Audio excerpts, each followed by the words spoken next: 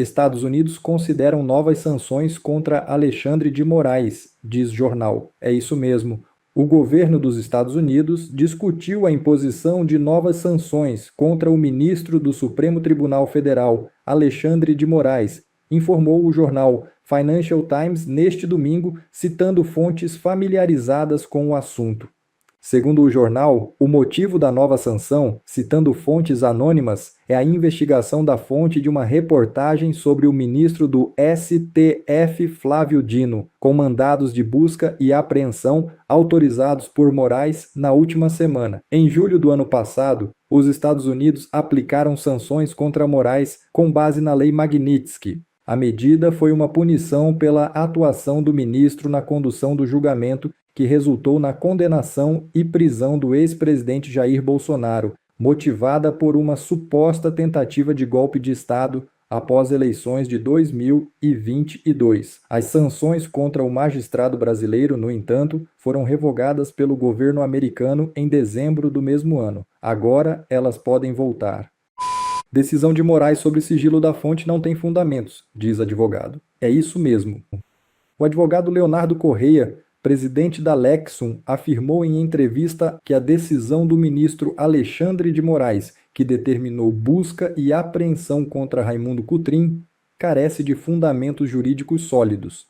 Pablo é autor de reportagens críticas ao ministro Flávio Dino. A medida gerou fortes reações de associações de jornalismo, como a Abragi, que apontou violação da garantia constitucional do sigilo da fonte. No Supremo Tribunal Federal, o ministro Edson Fachin encurralou Moraes e afirmou que a apuração de eventuais ilícitos deve se dirigir à conduta que constitua o objeto da investigação e nunca à atividade jornalística legítima exercida no cumprimento de sua função constitucional. Já tem um tempo que a gente está percebendo que está tendo uma mudança de percepção da imprensa em relação ao STF.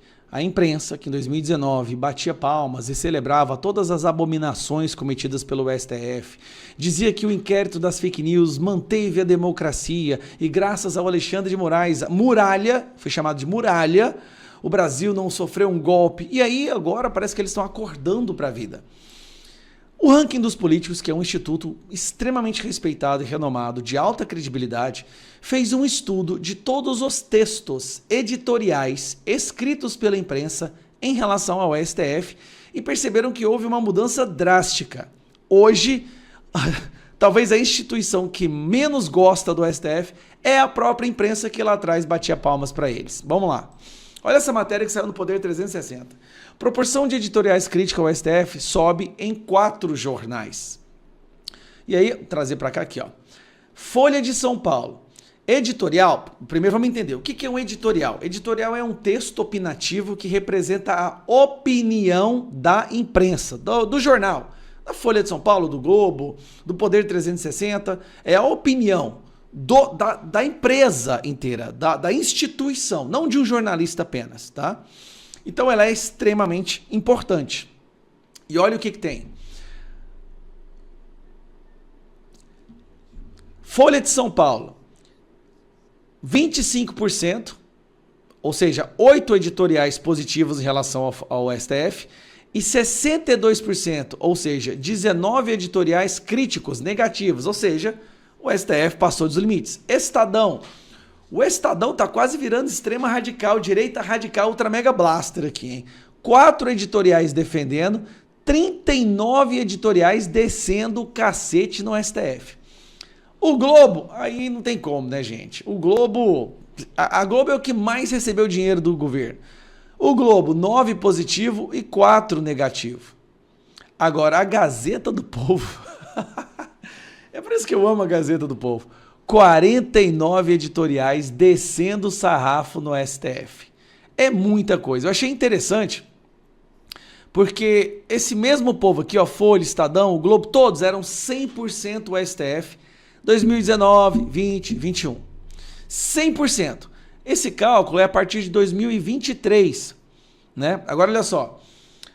De 2023 a 2026, o Estadão subiu de 80% negativo para 90%, Gazeta de 95% para 100%, Folha de São Paulo de 46% para 61% E a Globo foi de 24 para 28. Subiu um pouquinho? Subiu. É porque o Pix está entrando. Enquanto o Pix continuar entrando, você pode ter certeza que eles nunca vão fazer maioria de críticas. Mas são, principalmente Folha e Estadão, a gente pode dizer, a imprensa diamante, né? A imprensa mais famosa, que tem mais, aspas, credibilidade. E você vê o Estadão fazendo 90% de editoriais, 90% dos editoriais contrários ao STF, e o Folha de São Paulo com 61%, é sim uma mudança de atmosfera. É uma mudança de realidade, na verdade. Esses mesmos jornais defendiam tudo que o Moraes fazia. E agora entenderam que ajudaram a criar um monstro que está prestes a devorá-los. E assim, desculpa, mas a gente tem falado isso desde 2019. Daniel Silveira falou isso desde 2020. Vocês agora estão achando bom o que eles estão fazendo, mas eles virão para cima de vocês. Em breve, vocês se tornarão as vítimas dessa ditadura que vocês estão achando que só vai perseguir a direita.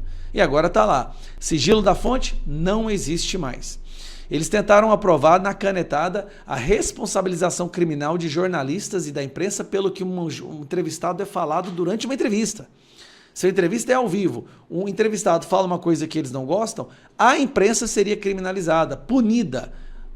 Esse é o monstro que eles criaram. Agora estão acordando. O problema, deram tanto poder ao Alexandre de Moraes que eu, sinceramente, não importa quantos editoriais a imprensa faça. A única coisa que derruba Moraes e outros ministros do STF é maioria no Senado, que é o que nós temos que trabalhar. Flávio presidente e maioria no Senado.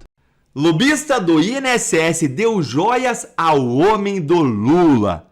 Bom dia, bom dia, bom dia com esse tema bombástico, porque, gente, ele pediu joia por WhatsApp, o braço direito do Lula e a lobista do escândalo do INSS que pagou. A notícia é quentíssima, eu sei, mas deixa eu te dizer que hoje é o primeiro dia da campanha eleitoral. E para mim e para você, isso significa uma coisa só. É mais uma batalha, uma guerra que começa contra o sistema, contra os donos do poder, os poderosos de Brasília que se servem do Brasil em vez de servirem o Brasil. Eu sou candidato ao Senado aqui no Paraná porque eu quero ser o seu melhor soldado lá em Brasília, para lutar suas lutas, para defender o que você acredita, para buscar justiça nesse país tão repleto de injustiças. A gente vive num país em que não falta dinheiro, sobra ladrão. E é por isso que a gente precisa ir lá para mudar essa realidade. E eu já fiz isso com o seu apoio na Lava Jato. Já prendemos os maiores bandidos da República, já recuperamos mais de 25 bilhões de dinheiro da corrupção para a sociedade, condenamos e mandamos para a cadeia o Lula, que agora quer ficar mais 4 anos no poder com a ajuda dos abusadores do Supremo. E nós precisamos derrotar o Lula nas urnas, o que a gente vai fazer de novo e juntos. O meu número é 300 e se você é do Paraná, eu peço o seu voto. Mas olha, se você não for, fica comigo até o final que eu vou te dizer como que você pode fazer parte dessa batalha junto comigo. E bora lá pro tema de hoje, porque ele tem tudo a ver com a nossa guerra contra a corrupção.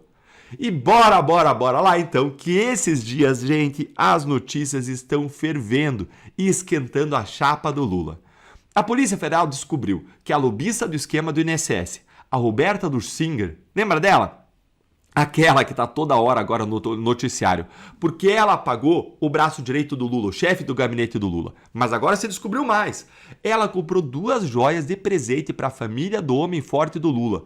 O homem que foi o chefe de gabinete do Lula durante todo o governo, que você já conhece hoje pelo nome, que é o Marcola.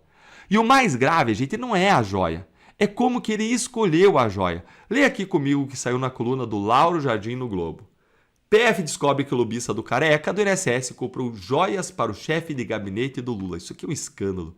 As investigações da PF descobriram também que a amiga do Lulinha e lobista do Careca do INSS comprou 2 joias que Marcola pediu para presentear familiares no Dia das Mães de 2024. Ah, tão bonito, né? Presentear os familiares, Dia das Mães. Só que então paga do teu salário, Marcola. A lobista é a Roberta Dursinger, que é amiga do Lulinha. É quem bancou. Lulinha é o filho do Lula, que parece que saiu parecido com o pai, né, gente? Tá o pai e tá o filho. Pra bom entendedor aí, meia palavra basta, né? Aí a Roberta, ela era prestadora de serviço por Antônio Carlos Antunes, o Careca do INSS, apontado como operador do maior roubo de aposentados da história do país. E, gente, não é que aposentado foi roubado agora. Nós estamos sendo roubados agora. Nós somos roubados todos os dias. Só que a gente ainda não descobriu os esquemas, a gente vai descobrir no futuro. Onde tem PT, tem corrupção. E quem recebeu as joias foi o Marco Aurélio Ribeiro, o Marcola, que foi chefe de gabinete do Lula desde o primeiro dia do governo. Coordenador da campanha da reeleição, até o mês passado, quando veio tudo isso aí, se viu que ia descobrir tudo isso e tiraram ele. Ou seja, a mulher que trabalhava para o homem acusado de fraudar a INSS estava comprando presente para a família do homem que despachava com o presidente da República. Continua aqui o Lauro Jardim, olha aí. Ele, o Marcola, mandou por WhatsApp foto do modelo. Roberta pagou a fatura, R$ 9,2 mil. Ao longo de 2024, a lobista repassou para o Marcola um total de R$ 217 mil entre transferências bancárias, boletos e esses presentes. Gente, ele mandou a foto do modelo, escolheu a joia, fotografou, mandou pelo WhatsApp e ela pagou. E a versão que ele deu publicamente para tudo isso foi de que se tratava de um empréstimo. Só que empréstimo não tem catálogo. Ninguém manda para o banco dizendo uma foto de um anel que quer ganhar, que quer comprar e pede um empréstimo. Quando você pede dinheiro emprestado, você recebe dinheiro.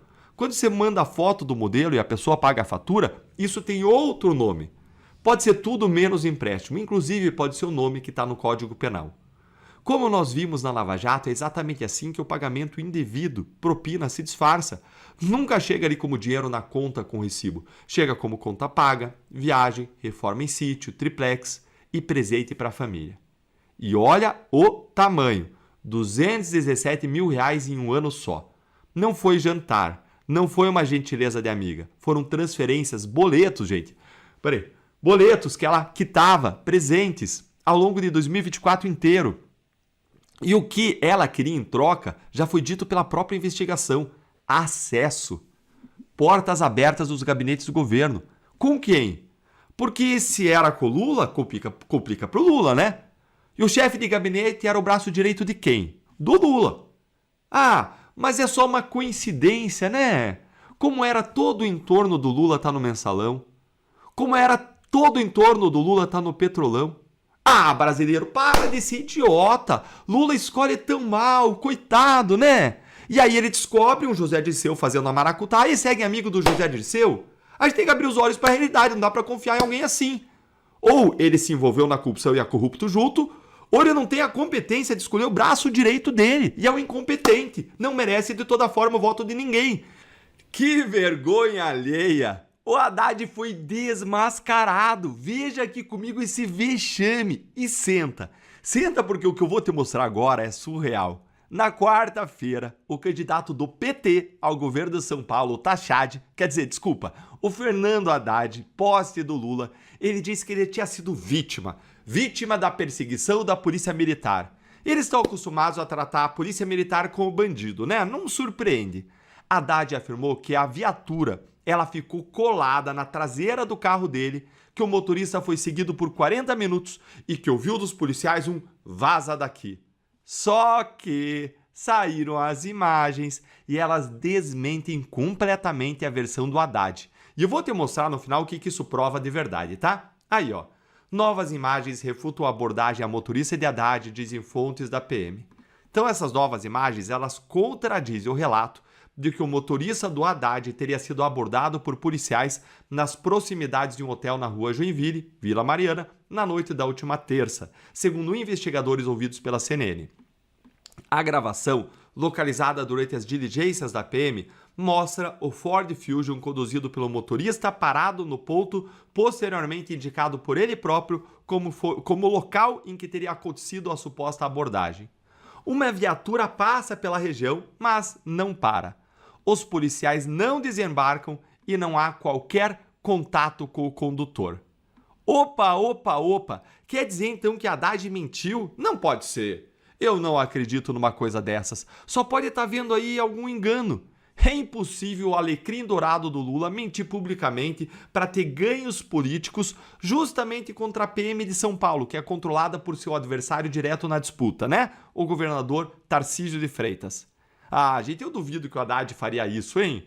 Eu não acredito mesmo. Só pode ser mentira dessa imprensa golpista. Porque, horas, se ele mentiu, Ele pode estar mentindo também em todo o resto, não é? E olha aqui a prova de como eles mentem mais ainda. O novo registro é considerado relevante para a apuração porque permite visualizar justamente o local apontado pelo motorista como cenário da abordagem. Segundo fontes ouvidas pela CNN, as imagens elas não mostram a aproximação dos policiais, desembarque dos agentes ou qualquer interação com o motorista. Os registros também não mostram uma viatura perseguindo o Ford Fusion até o local. O veículo conduzido pelo motorista chega e permanece parado, sem qualquer carro da PM acompanhando seu deslocamento. A viatura registrada pelas câmeras passa pela região posteriormente e segue normalmente. E olha o tamanho da checagem dessa matéria aqui do Estadão, ó. 3 equipes de policiais já foram ouvidas e todas negaram ter feito a abordagem do motorista. Cerca de 70 câmeras privadas já foram analisadas e, segundo a Secretaria de Segurança, nenhuma interação entre os policiais e o motorista de Haddad foi identificada. O secretário de Segurança Pública de São Paulo, Oswaldo Nico Gonçalves, ele contou ao Estadão que naquela noite havia viaturas atrás de suspeitos de quebrar vidro de carro na região. E, de fato, às 11h10 da noite, um homem de 39 anos e 2 adolescentes foram presos com celulares, com objetos de metal usados para arrombar veículo. Eles estavam no Nissan Kicks preto. O carro do motorista do Haddad é um Ford Fusion prata. Meus amigos, que vergonha alheia! E eu vou te dizer o que essa história prova de verdade, para além da mentira. Prova que, além de mentiroso, Haddad é burro demais, gente, porque não sabe nem mentir direito, no meio ali de um monte de câmera, de um monte de prova, ele foi lá e mentiu. Alguém assim não merece governar São Paulo, quer pela desonestidade, quer pela burrice. Se você concorda, compartilha. E me conta aí nos comentários, você também tá cansado aí de político mentiroso, hein? Você também fica assim, de saco cheio de político que mente, que fala uma coisa que não é verdade, ainda mais para ter ganho político. Ele dizendo como vítima, perseguido, colocando uma pecha de desonestos os policiais, atacando o governo posto. Gente, que vergonha, que vergonha. Você acredita aí na versão da perseguição ou nas provas das 70 câmeras, hein? Me conta tudo aí nos comentários, o que você achou dessa vergonha alheia. E agora vamos para o que eu prometi para vocês. Quem é do Paraná, vota 300 no dia 4 de outubro. Eu peço para vocês essa ajuda, esse apoio, essa jornada conjunta, muito para além do voto. Mas e quem não é do Paraná? Se você é de outro estado, você também pode fazer parte. A maior parte das pessoas que doam para a nossa vaquinha não é do Paraná. São brasileiros de todos os estados que não vão poder votar em mim aqui, mesmo assim, doam porque acreditam que eu vou ser o seu melhor soldado do Brasil, não só do Paraná. E isso mostra que aqui não tem só uma campanha estadual, aqui tem um projeto de Brasil, de honestidade, de correção, de competência, de serviço, em que milhares de pessoas acreditam. E se você abrir aí, ó, entrar no Google, e se eu colocar aqui, ó, vaquinha eleitoral Deltan, você vai ver aí, ó, vaquinha eleitoral do Deltan. Quanto que a gente arrecadou até agora? R$158 mil.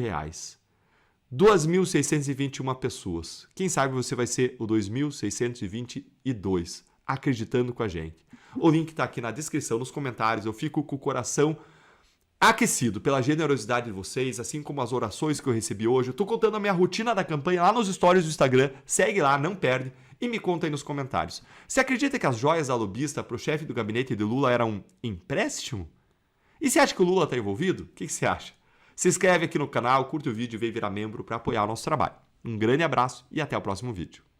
Bom, pessoal, esse foi mais um vídeo. Eu espero que vocês tenham gostado. Se vocês gostaram, deixa o like aqui para fortalecer nosso canal. Logo eu volto trazendo mais informações da política para vocês. Um forte abraço, fiquem todos com Deus e até a próxima.